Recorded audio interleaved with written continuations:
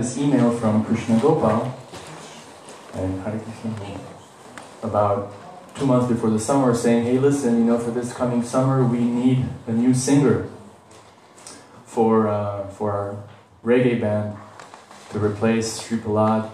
Would you like to sing? And I have to admit, I always had this strong desire to become a rock star. And so I was like, yes, great. So I asked Bhakti Swami, can I go, in a month to Poland and be the lead singer of the band there? He said, yeah, go ahead. So within 1 month, I landed in Poland. I've never really been to Eastern Europe, except maybe Zagreb once or twice, once before the war, actually both times before the war. And the Polish tour of Indra Swami, as you may know, he's a leader from America who has this big festival program in Poland every summer, and all the volunteers there are all like from Russia and Ukraine. So all of a sudden, from being the humble servant of the spiritual teacher, ironing the dhotis and carrying the suitcases, I was all of a sudden in Poland, having to memorize the repertoire of songs that were already written as part of the Village of Peace band, songs written by Sri Prahlad. And one of them is the famous song or poem by Raghunath Das Goswami where he glorifies Govardhan. And Sri Prahlad had made it into sort of a hip-hop ska version with the chorus when to headline, you had some ladies in the background, backup vocals. They would sing like Giri Govardhan, Giri Govardhan, Giri Govardhan. And then I would sing Stop the Rain. And then the verses would be the actual Sanskrit. Nijapati Bujadanda. I forget the rest of the Sanskrit. And even though for 8 years I had already celebrated Govardhan Puja, 8 times, I never really sort of connected that much to Govardhan. I think I'd been to Vrindavan and had done parikrama, but especially the Shila form of Govardhan. Shalagrams in general and Govardhan in particular I had never, but because of, so night after night we're performing this song as the finale, the grand finale of the little show that we were doing in front of Polish grandmothers and their little children who were watching, like, I couldn't understand a word of English, which to speak of Sanskrit verses glorifying Giriraj. But I had this sort of attachment that grew for Govardhan. And then one day, after one morning program, the morning program of the morning service in the Polish tour is like this big, old communist school that's rented, and all those classrooms, all the desks are taken out, and all the volunteers sleep somehow or other in all these rooms, like sardines, and the temple room is actually the gymnasium, and there's like all these tables with, chewing gum underneath, and of course they clean them, but with some silk things on it, and all sorts of beautiful deities, including many Shalagram Shilas and a few Govardhan Shilas. And I remember one day, after the program, Krishna Gopal, he said, Chandra, look, you see this Govardhan Shila there? And that was, this one that's, and when I saw it, I was like, wow, it's so beautiful. And then I felt like, somehow I just felt attracted, I wanted to have it. So then I heard that some pujari, some lady who was doing puja every day from Poland, she wanted it too, and she was just about to ask Indra Swami for it. So I asked him first, and then he said, well, you have to have the permission of your spiritual master. Which is, for deity worship, tradition is you have, your spiritual master is especially kind of representative of the whole deity worship dimension of Krishna consciousness. So I wrote Bhakti Swami a letter, hey, do you give me permission to worship the Shila? And I didn't get an answer, 1 week, 2 weeks, 3 weeks. And then this other pujari, she knew that I had asked Indra Swami, so she was about to ask him to, so then I lied. I said, I got the letter, and Mark, Bhakti Swami said yes. I was betting that he would say yes. And my speculation turned out to be right, because like a month later, or 3 weeks later, he said yes again. But still, he wouldn't give it to me, like week after week after week. And I would ask, and he's like, well, I don't know yet, or I'll think about it. And as a matter of fact, his personal assistant, Maturanath, Polish Maturanath, told me, maybe a year later, that he said, I asked Indra Swami, like, why are you making it so hard for Chandrasekhar to get this shalagram? And then Indra Swami told Maturanath, who told me, he said, yeah, he told me that, well, I did that on purpose because when you get something that's very precious too easily, you don't appreciate it enough. So it dragged on till the last day, like literally the next day the whole school was going to close and everybody's going back to Germany or Poland or France or America. And I said, I don't still have that Govardhan Shila. So on the last day I asked Maharaj, like, you know, are you giving me the shalagram or not? And he said, well, it depends on how good you perform tonight. I was young and I was friendly and innocent. So that night, you know, I was just like screaming the mantra. I was sweating completely. Gave my whole heart to the performance. And I remember it was like, you know, 11:30 p.m. and someone was getting into his Vito, a white Mercedes Vito van with 6 or 7 people about to go back to the base. I was, you know, in the bus. And I said, Maharaj, so? And he said, Chandra, he's yours. Come tomorrow and get it from me. So the next morning, you know, I went to his room and he took out a handkerchief, cotton handkerchief, and he gave it to me. And he said one thing. He said, I'm not saying it's going to happen, but if it happens that you can't, you know, worship him anymore, just don't give him to anyone else. Just give him back to me. And somehow, I guess I've been with him. Instead of saying he's been with me, I've been with him ever since. Raghunath Das Goswami. Let me show you the picture. Raghunath Das Goswami, who wrote these prayers, and we'll recite a few, if you allow me. Lord Chaitanya gave him a shalagram, the Govardhan Shila. This one right here, you can see it. This was a gift from Lord Chaitanya to Raghunath Das Goswami of a Govardhan Shila, a stone from Govardhan. And he said, if you worship this shalagram well enough, you'll see that he's non-different from the son of Nanda Maharaj. Krishna. So Govardhan is for all of us, is super important. This wonderful avatar of Krishna. We all have a connection with him. We celebrate Govardhan Puja every year. Who doesn't, you know, raise your hand if you don't have any affection for Govardhan. Right. Oh, you're so humble.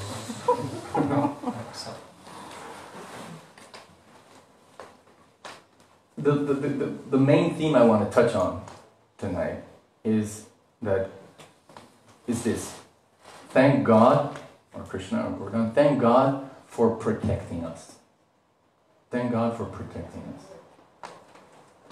And I want to develop these 3 points.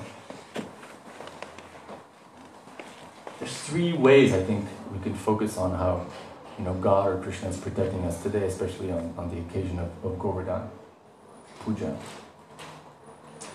One is this interesting point of monotheism. How God is actually, God in the form of Govardhan, is protecting our sense of monotheism. Now let me explain. Now we have to go back to the story, to the Leela. Remember the context. Here now is for, you know, it's a refresher for those. I mean, everyone is familiar with the story of how Govardhan appeared? Yes, so it'll be a refresher for everyone. So remember the context. Krishna's father is described, this great soul who takes on the role of Krishna's father, and the residents of Vrindavan are about to worship who? Indra. And who is Indra, God, or is he what we call a demigod? It's a demigod. He's like the equivalent of the Greek, you know, Zeus or whatever, the gods and the goddesses of the Greek pantheon. He's in the category of what's called in Sanskrit devas, right? And in the 9th chapter of the Bhagavad Gita, Krishna says, I am the source of all the gods and goddesses. All the gods and all the goddesses come from me, right? But still, you have this context where Nanda and all the residents of Vrindavan are about to offer puja, a sacrifice to the god with a small g, Indra. And that's where Krishna comes in. And he says, Daddy, what are you doing? And the text describes that Krishna was, the father was thinking, he's too young to understand the whole concept of yajna. So it's like, no, we're just doing it. No, but not seriously, tell me, what are you doing? So the Bhagavatam describes it. Nanda explains to Krishna, well, we're offering an offering to Indra because Indra offers us, you know, rains, and we're cowherds, and we need the rain to grow our... And then what does Krishna tell him? He tells him, forget it. No, let's just forget Indra. Forget Indra. Instead, you should worship Govardhan. He says, because Govardhan is actually the source of of the grass for the cows, and we have a personal relationship with Govardhan, so better worship Govardhan. And here we see how, Krishna or God can convince anyone, not without too much difficulty if he wants to. In a regular context, imagine you have, hundreds of men, adults who are spending a lot of money to organize a big, sacrifice, and then a kid says, yeah, just forget it, just do what I'm telling you to do instead. And they all say, okay. It's the mystical power of Krishna. But they do, they say, okay, but, let's just do the Indra Puja, and then we'll do as you like, we'll worship Govardhan. And Krishna's like, no, forget it, it's already here, and, just do it directly to Govardhan. They're like, okay. So, in a context where, you see, we in the West today, we're not really bothered or tempted to worship gods and goddesses other than a monotheistic God. Right? It's not like we pull out our Bible and say, okay, thank God.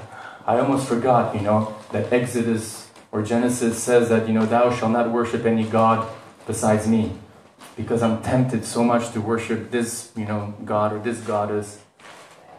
It's basically complete materialism, complete hedonism, complete, sense enjoyment to the max, with a, scientific, materialistic, reductionistic view of life, and, Darwin's theory of evolution without intelligent design, and that's it. It's either that, or the basic monotheisms. The Catholic Church, the Protestants, evangelical groups, Islam, Judaism, and now in our tiny little way, Vaishnavism. But that's the two options you have.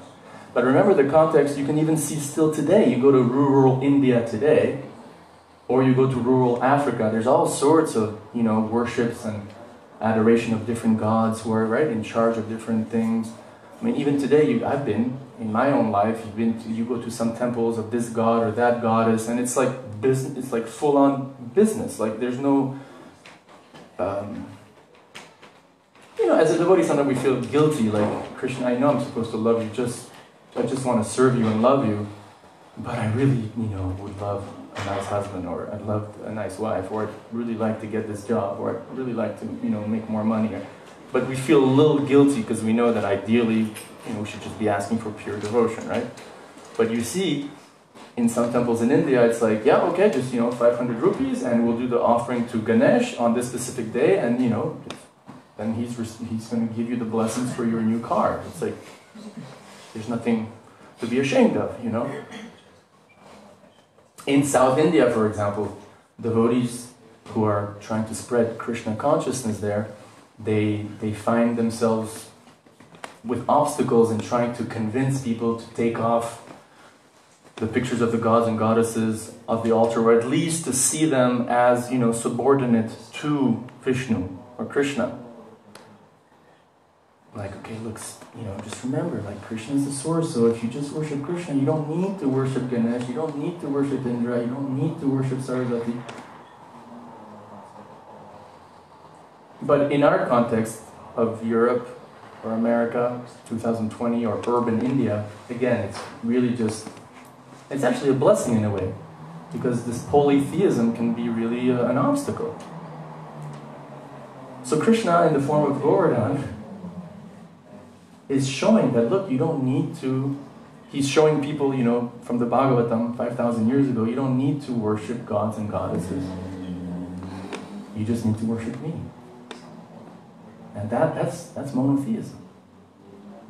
So ironically, or strangely, or indirectly, today we could, remember that we are in a tradition that really worships one God, one supreme person, Krishna, who has many forms and appears as a mountain or appears as a fish. All these forms are transcendental, right? But he appears in this whole idea of avatar, how God appears in different forms. Polymorphic monotheism. if some people say to you, if you're afraid that you're part of a sect, people don't say that anymore, right? But still, you can say, no, I belong to the, polymorphic, bimonotheistic tradition of India. Radha Krishna, bimonotheism, and then polymorphic different avatars, whether it's Vamana or so. And how amazing is Krishna or God that he appears as a mountain? I mean, how cool already that he appears as a fish, as a giant fish, and he surfs the waves of devastation, or as a boar. I mean, what imagination that God would say, yeah, I want to appear as a boar, like with full-on horns, and I'm going to swim to the bottom of the ocean, of the causal ocean, or whatever ocean it is, and I'm going to pick up with my own board, whatever they're called, Mother Earth or Bhumi, and I'm going to bring her back up to her regular orbit. I'm going to peer through the nose of Brahma as a little, and then grow, and I'm going to take my first step. So God has amazing imagination. But it's still one Supreme Lord, monotheism. And Krishna teaches that to Nanda Maharaj. He teaches that to Nanda Maharaj and the residents of Vrindavan and us, 5,000 years later, who are reading the Bhagavatam. But again, for us, it's not really that great of a lesson because, again, we're not living Zagreb. It's not like in Zagreb, you have, you go out the door and there's a chapel for Zeus, and it's a chapel for Osiris, and a chapel for this god or that god, and you're like, I'm tempted. No, it's just like, you go outside and, sense gratification or sound gratification, or sense gratification or sound gratification. But still, Krishna is protecting us from, at least we could think of, okay, maybe not demigod worship, but there is such a thing as mixed devotion, right? Mixed monotheism. I don't want to criticize, but right now I'm reading a book written by the founder of Song Hill Church. It's a mega church that has its origin in Australia. And I'm sorry for mentioning names, I shouldn't have, because now you know exactly. And anyway, who's going to listen? But the point is, great, the way they do church is fantastic. I think that's the future for Krishna consciousness in terms of, how they put emphasis on family and being in the world and modern and contemporary. But you listen to the theology and a lot of it is, basically worship Jesus and you'll get material, rewards. It's almost like, God wants you to be super successful materially. And okay, maybe he does, maybe he doesn't, but for us, our concern is, I just want to have pure devotion to God. And okay, try my best for my careers, because we all want to do our best and offer the fruit to God or to Krishna. So nothing wrong with having a successful material life, or even wanting one. But, it's a fine line. Are you worshiping God for just material benefits? Or are you, is the main thing just pure love, pure devotion, awakening of pure love for God, and the rest is sort of secondary, So Krishna in this pastime of Govardhan is also teaching that, look, you don't, not only just demigod worship, but even worshiping me for material things or for temporary things, just worship me for me, for love. So thank God for that.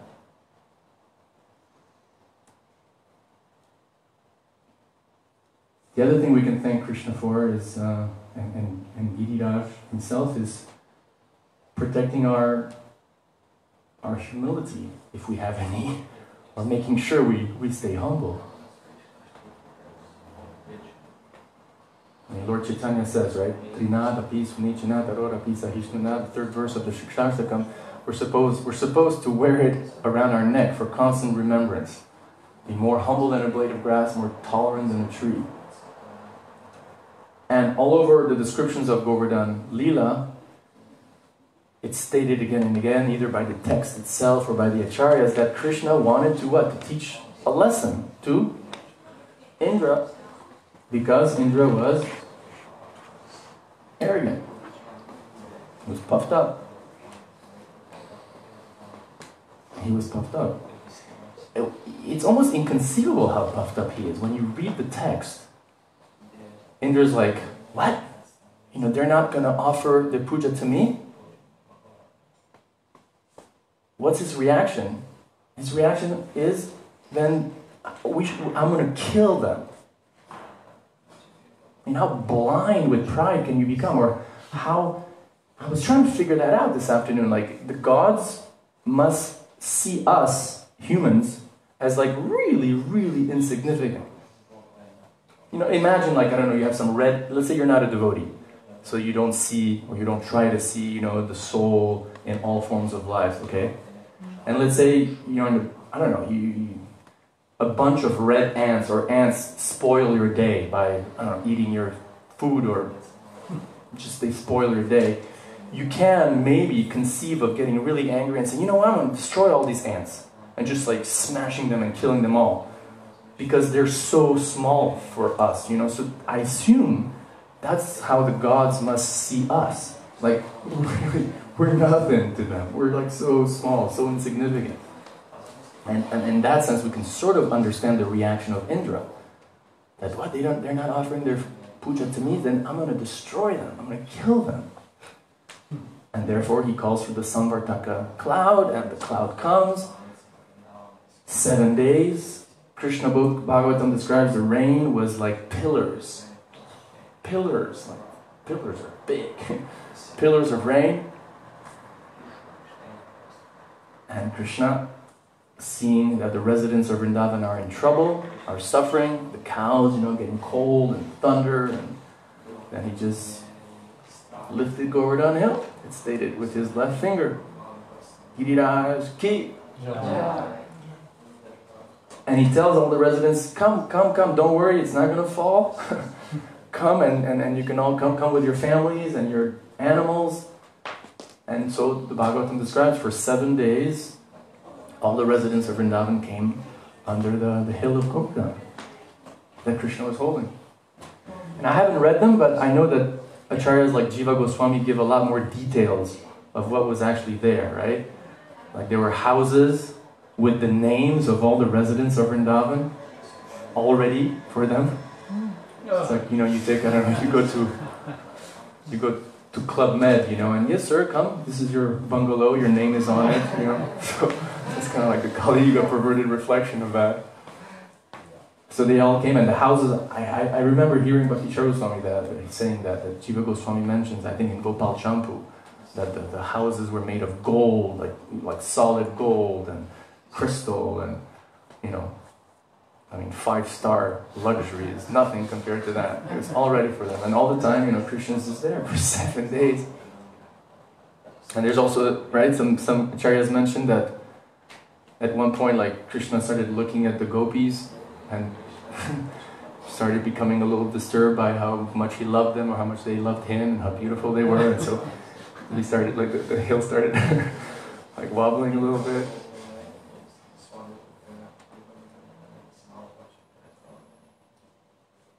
And so Indra sends rain and thunder and sun, and 7 days, and finally after 7 days it's like, okay, you know, and then there's not much description, but we learn, at least briefly, that Indra got it, he understood. Just like Brahma got it, right? When Brahma kidnapped the cowherd boys and hid them, and then Krishna played a trick on him by duplicating himself as all the cowherd boys and all the cows, and Brahma was like, and then he's like, oh my God, yes, you know. And then he offers his beautiful prayers in the 10th canto, like the prayers by Brahma. I'm sorry, you're the Lord, you're God, I was stupid. Similar thing with Indra. Indra was like, oh my God, like, I made a mistake, and then just the whole chapter dedicated to the prayers of Indra to Krishna.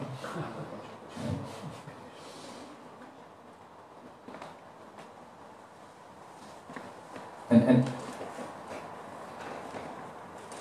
the third thing that Krishna protects, I think, in the form of Govardhan, by his own example, is not just, you know, our humility, or make sure he kind of puts us in shape somehow or other when we become proud, but similar to that, our service mood, the mood of selfless service to God. what are the two ways that Govardhan is seen, is perceived as?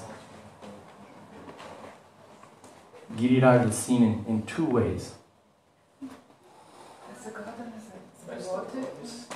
One is Haridasavarja, which means servant. The greatest servant of Hari. So he's seen as a servant. And Radharani, I mean, it's in the song of the prayers by the gopis. But, you know, the Acharyas say that it's actually Radharani who says it. And Raghunath Das Goswami. Actually, repeat after me, please. Read this verse with me.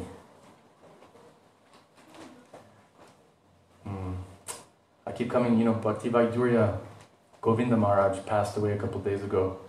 Ex-Makanlal Prabhu, a Prabhupada disciple from Los Angeles. I had a little bit of association with him. He passed away in Bombay a couple days ago. I think I should, since he popped up, just tell us a short story. Hridayananda Maharaj. Who knows Hridayananda Goswami or who doesn't? Hridayananda Maharaj, famous leader in ISKCON. He was in Berkeley, on the hills of Berkeley in San Francisco. And at that time, Makanlal would come from the San Francisco temple and preach, would tell, you know, the hippies of Berkeley about Krishna. At that time, he was a brahmachari, wearing saffron as a young monk. And one day he passed by Hridayananda Maharaj, who was a student at that time. And Hridayananda Maharaj told him, he said, how beautiful everything is, isn't it? And he told him, he said, yes, it's so beautiful, and therefore imagine how beautiful the source of everything must be. And that one statement, according to Hridayananda Maharaj, like touched him so deeply. He was stunned by that reply. And, you know, he became a devotee. And so we honor Makanlal's passing away. May he bless us. So please repeat after me. So this is supposedly Radharani speaking. O Govardhan, King of mountains, because the nectar of your name, as Hari's best servant, emanated from Srimati Radharani's mouth, which was revealed by Vedic scriptures, like Srimad Bhagavatam. So that's where he's giving the reference to that verse, 10:21:18. You are called the new tilak of Braj. Please allow me to live close by you. So coming back to Nanda Maharaj, because what's the first way we see Govardhan as the servant, the greatest servant. And then we also see Govardhan as, like, louder? As Krishna himself, exactly. And just so, to refresh our memory, Nanda tells baby Krishna or child Krishna, okay, we'll worship Govardhan. So then they start offering all these things to Govardhan, right? And then what happens? Krishna assumes, exactly, like there's this form of Krishna as big as the mountain that manifests and starts eating all these offerings.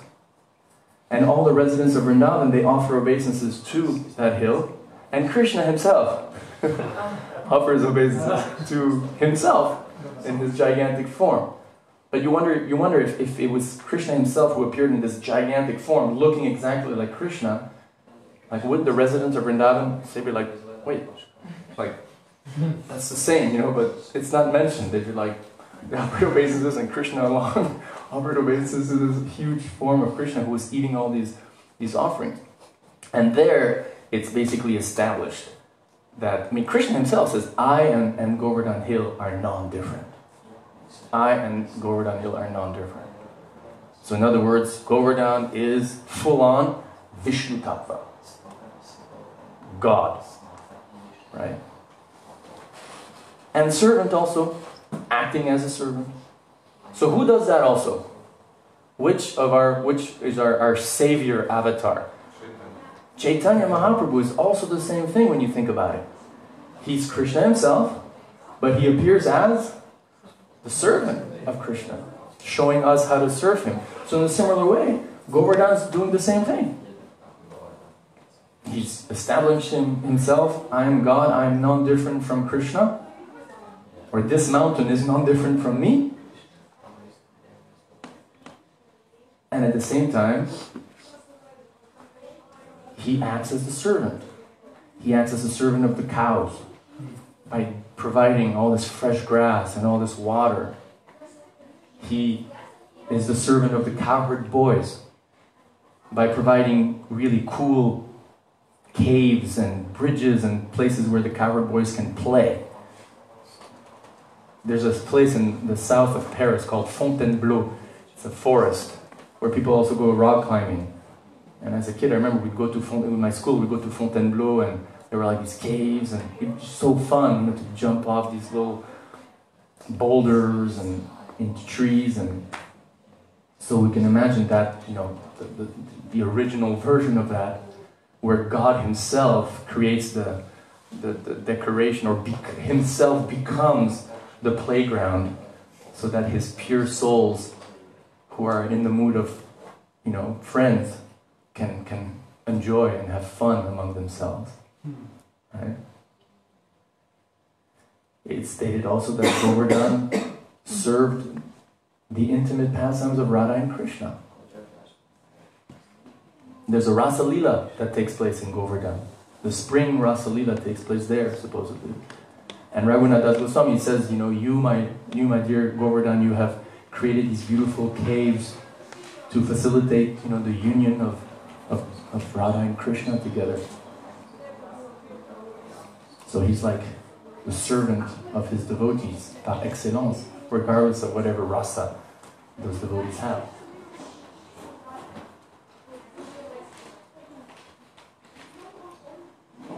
So today you can meditate on that. You can meditate and pray to Giriraj to protect your service attitude. Or you can pray to Govardhan, please give me the same kind of selfless mood that you have for your own devotees. Even though you're God yourself, let me imbibe that same sort of feeling and attitude towards my spiritual teachers, towards other Vaishnavas, towards everyone, towards all souls, right?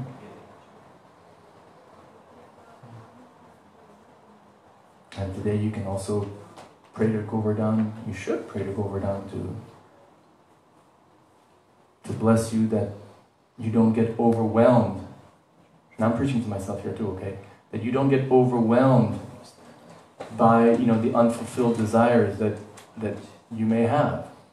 Right? Because everybody has unfulfilled desires. Welcome to the material world. No matter how good your karma is, and you think that, I'm the only one.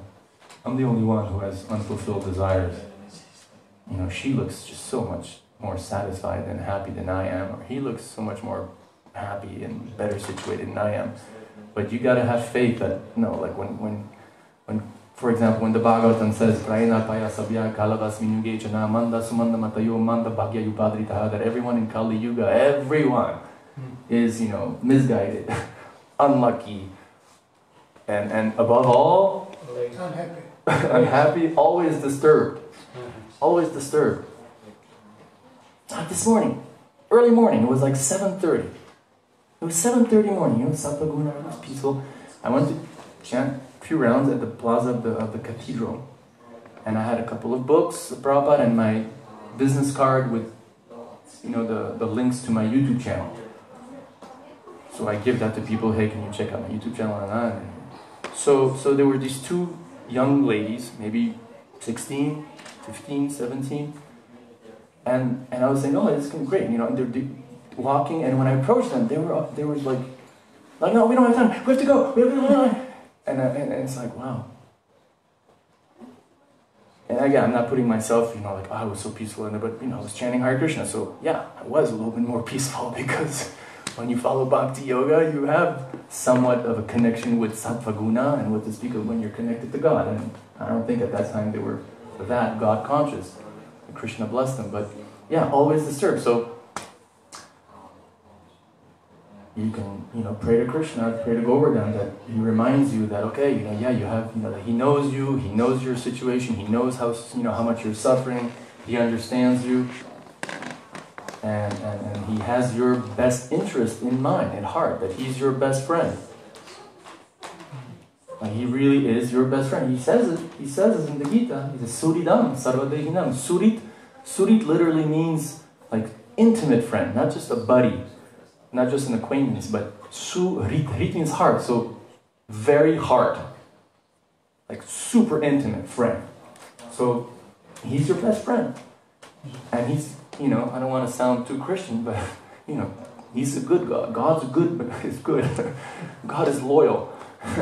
So you got to believe that he's your best friend. So he knows exactly where you're at, what your struggles are, and then he wants the best for you. And he's arranging your life in such a way that you come out, as spiritually awake and as, with the least amount of suffering, where you learn your lessons or you become God conscious in the quickest possible way. You got to believe that. And you can pray to Krishna today in the form of Govardhan, please give me that faith. Please give me that faith. Give me that faith that you actually, that my life is in your hands, and that, because I'm trying, because I'm chanting your holy name, you're going to guide me to your lotus feet ultimately, in this life. And that includes material satisfaction, right? That includes material success. Especially if you're satisfied, then that's it. I mean, satisfaction is really more important than getting something that you're still not satisfied. Right?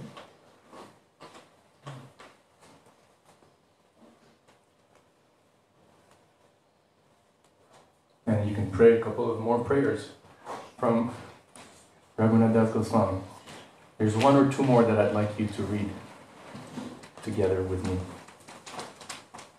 The number 6. Oh, sorry, number 4. So please repeat after me. And you can look at, they're all over there. So you can't see Giriraj, but you can meditate on Giriraj in your mind. So listen, say, O Govardhan. O Govardhan. You are the witness. You are the witness of Radha and Krishna's tax game. What's Radha and Krishna's tax game? Anyone can say? Tax game. Tax, like government. Dangati. There's a place actually there in Govardhan, apparently, where you walk. It's kind of very narrow, and then there's white spots on the hill that are supposed to be still, the spots from the yogurt from 5,000 years ago. That the gopis. I'm sorry for being skeptical, but from a purely chemical point of view, that's just not very probable, But anyway, we kind of accepted with faith that this is the place where, right, Krishna stopped the gopis who were walking with yogurt and said, no, it is, like when you pass a border, you have to pay, a certain tax for passing. And they're like, what? Like, yeah. This is a new tax. You can't pass. You can't go beyond this point without paying a tax. So that's the game. So they gave yogurt, and I don't remember exactly, but they gave yogurt. It wasn't enough. It's never enough. Right? It's never enough for Krishna. So Raghunath Das Goswami says, so O Govardhan, you are the witness of Radha and Krishna's tax game. In which Krishna charges tax from the ghee that the gopis carry on their heads. And this game is an ocean of mellows. You increase the joy of the mellows of the devotees with your display of bluish platforms. So you can just imagine like Giriraj is blue, has these platforms which are bluish stone, that are full of splendor and fragrance. So they smell also. I mean, imagine smelling God, how good God must smell. Please allow me to live close by you.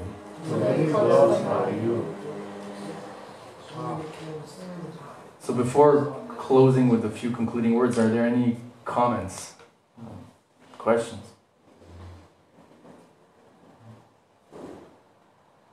I want to add something.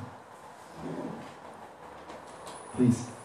I would say in Croatian for everyone, or English. Yeah, Croatian. Paramatma will. Thank you for your class. I would like to encourage everyone present to, in private time, to read this pastime, because you have given some, introduction and main points. But I think, especially maybe if you don't have time today, but tomorrow or day after tomorrow, I think it would be very beneficial to read this pastime in a Krishna book. If someone doesn't have a book, I can borrow. Because Srila Prabhupada explains in all details the significance of this pastime, and it's, how to say, greatly inspiring for our spiritual development. Because when you go deep in this subject matter, then it's much more than a story. You explain the theological or philosophical background, but also you read these beautiful poems by Raghunath Das Goswami, which is very difficult to relate if you don't have a little more details or insights in the subject matter. So this small suggestion. Great. Thank you. Thank you.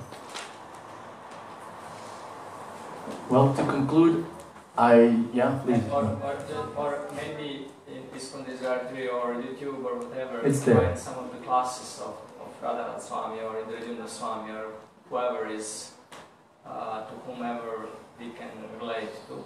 Because when we listen more and more about these pastimes, then we can go deeper and relish deeper the personal feature of Krishna and how he relates to his devotees. Sorry. Oh, thank you, Prabhu. Thank you.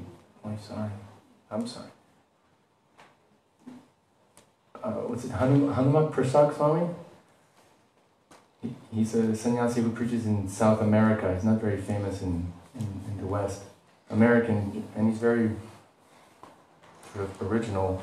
And he says, sometimes he says, I apologize for my existence. I'm sorry, please forgive me for existing.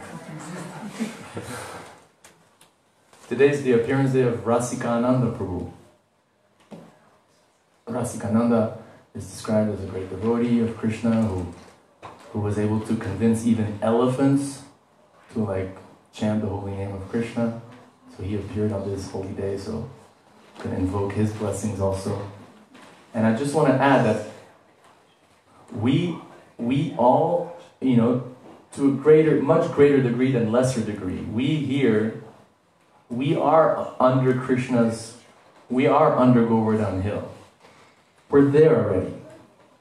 We're there since the moment we started chanting Hare Krishna, Krishna Krishna, Hare Hare, Hare Rama, Hare Rama. And as long as we just keep chanting Hare Krishna, Krishna Krishna, Hare Hare, Hare Rama, Rama, Hare, we'll be basically, in Krishna's embrace, and symbolically, especially today, we're there. We're under Govardhan Hill. And the modes, the modes of, symbolically again, the modes of nature that Indra or Mother Nature our own, the reactions to our karma is throwing at us. We're on that boat, the analogy of the boat, right? We're on the boat going across the ocean of material existence, and the water is like really going up and down, all sorts of waves are coming in the wind, and we're getting wet and everything, but we're on the boat. We're on the boat, we're under that hill, we're if we were not chanting the holy name, we'd be completely, we'd be drowning in the ocean, or to use the analogy of Govardhan, we'd be, getting all the pillars of, we'd be getting wet, to say the least. We'd be completely, suffering. So we're grateful, we should be grateful. We say, thank you Govardhan, thank you Krishna, we're chanting your holy name. We're chanting your holy name with all our imperfections, with all our accidental fall downs, with all our, whatever. We're there. We're there, we're moving forward, but we're already there. We're under Krishna's hill. And if we just continue chanting that holy name and stick with devotees and perform Sankirtan together, however annoying it may be or hard to tolerate, or if we just keep doing that, then we can just be happy and rest assured and have faith that our this life will be as good as it can be. And a great, wonderful place is waiting for us soon also, if Govardhan wants. Prabhu. One short question. What happened later? So Indra realized that he was doing wrong? And You tell it. No, please. Come on. Please. You should tell the last part of the From what I remember, and I read, he comes and apologizes with Surabhi, right? Exactly. And Surabhi, they bathe Govardhan, right? Yeah. And then the Prajabasis do a parikrama of Govardhan. Can you imagine going on the first, they probably did parikrama already before, but this was like imagine going on a parikrama with the residents of Vrindavan, and the cows were in front. And you just we all follow the actual associates of Krishna around Govardhan Hill. What bliss. Jai. Giriraj Govardhan ki jai, Giri Govardhan ki jai, Harinam Sankirtan ki jai, Lokera Premadana Harinam Sankirtan ki jai, Prabhupada ki jai, Gaura Brahmanande Hari Hari Hari Bo, Jai Shri Radhe. Yeah. First time.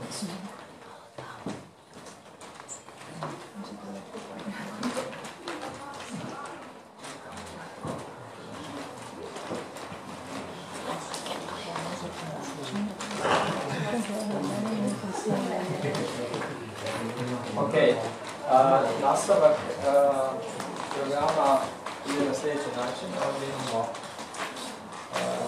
dvije Govardhan šile, to su kamenovi iz Govardhana koji se ne razlikuju od Krišne. I ovdje imamo još jednu. I ovo predstavlja brdo Govardhan. I kao što je u sklopu Govardhan Puđe koja je opisana u Bhagavatamu, Krišna i stanovnici Vrindavana su održavali Govardhan tako što su imali procesiju oko Govardhana i pjevali, plesali, cijelo selo išlo. Ovdje ćemo na satišek, tu ćemo dvirađi sa različitim povoljnim sastancama, a pjevat ćemo da me rašte i poslije toga ćemo... Ko želi? Ko se želi upovedati? U priču.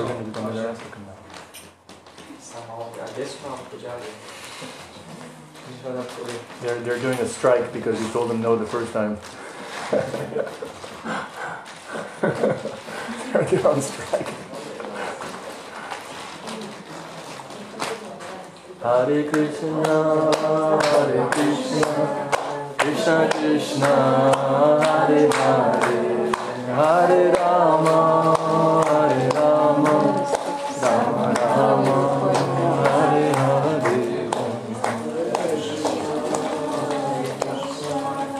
Krishna Krishna.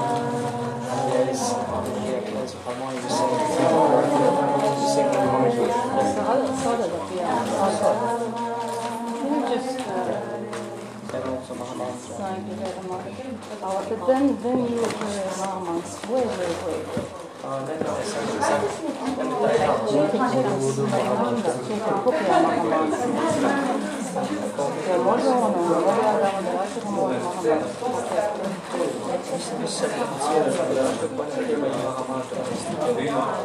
you can hear it. Ovo objašnjeno, da li malo maša?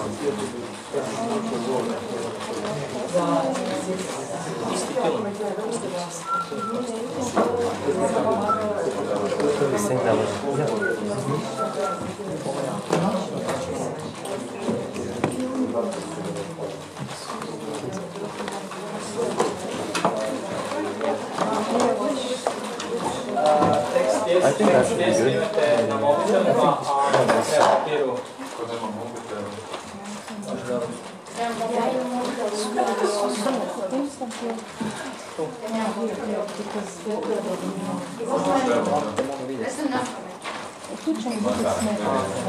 Hare Krishna.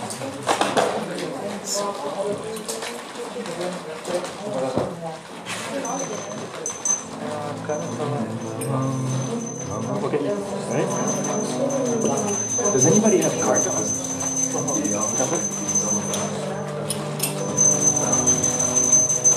Namam. Can we do one more up?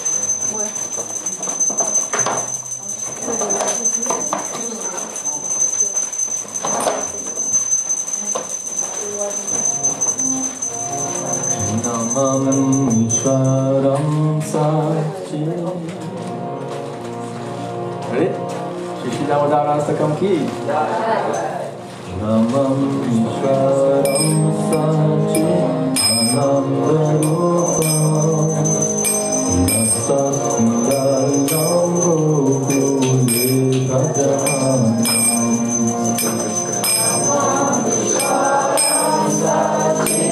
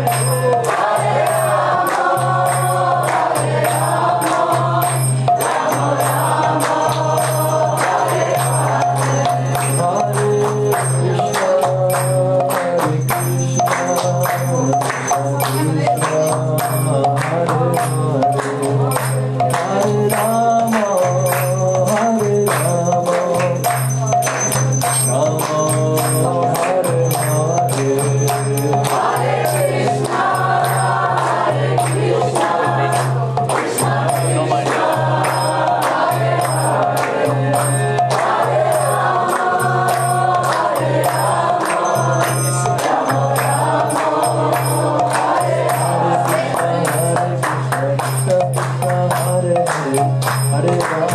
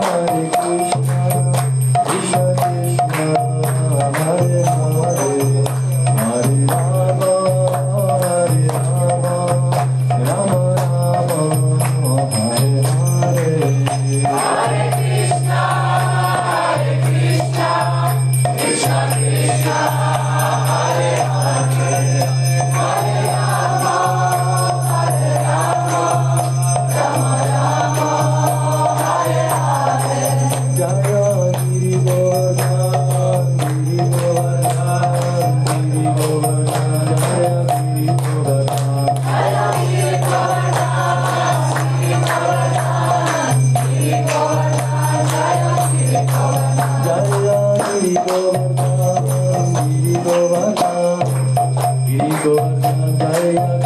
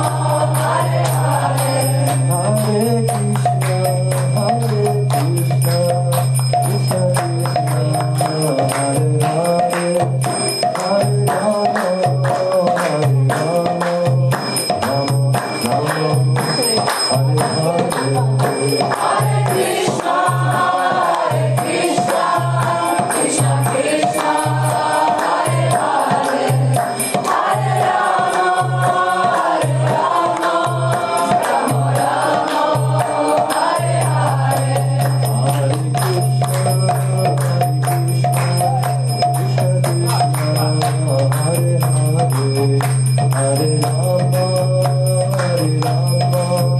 Rama Rama,